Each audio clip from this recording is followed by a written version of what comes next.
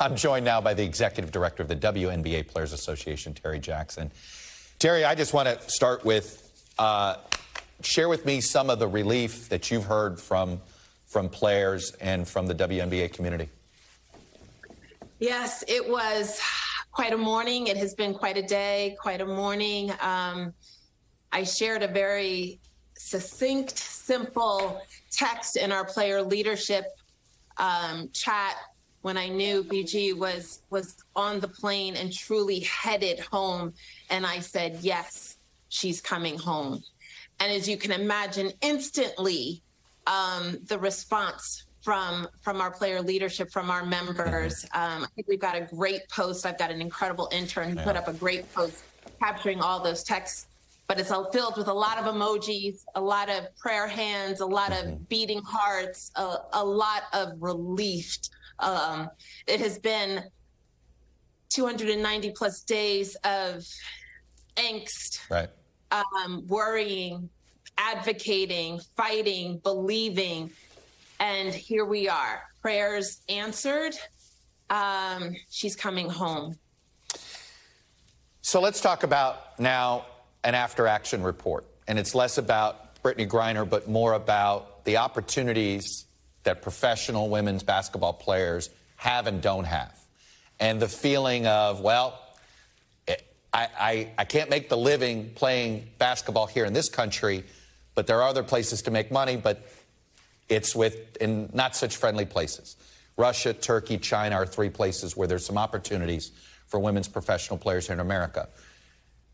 What obligation do you think the WNBA has to almost discourage that need for players to feel like they have to go overseas to make a living?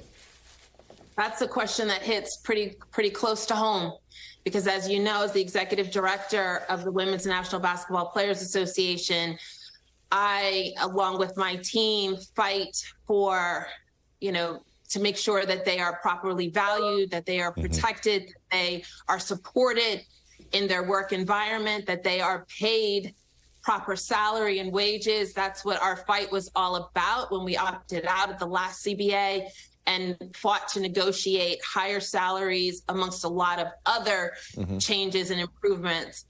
So that's a question that hits very, very close to home, strikes at the heart of who I am as a person, who I am as their executive director, and what we do as the Players Association. But you are right.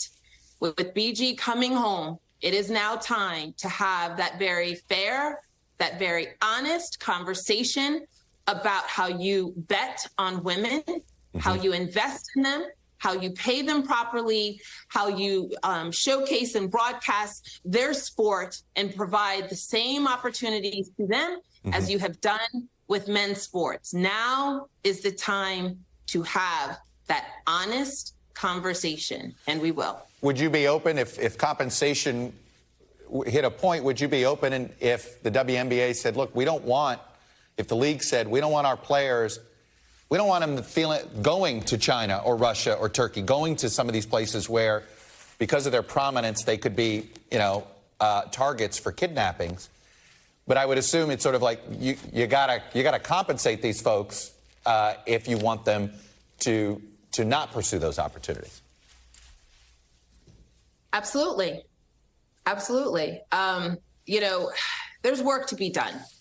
There's work to be done. And I think this has sent... Have you heard from league leaders that say that? I mean, it's one thing that the players believe this. It's one thing that the players and you believe that work needs to be done.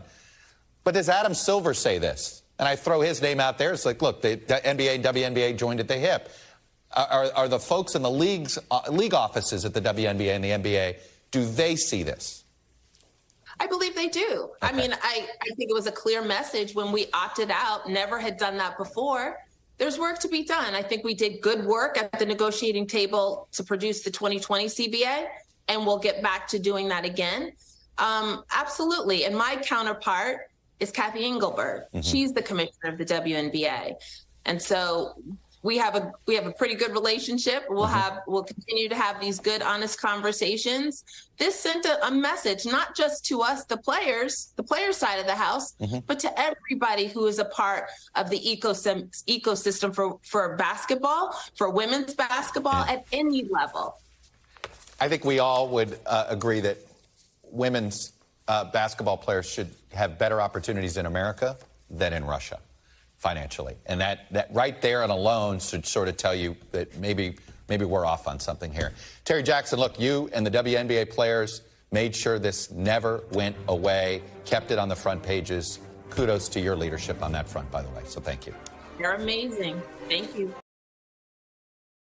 Thanks for watching our YouTube channel. Follow today's top stories and breaking news by downloading the NBC News app.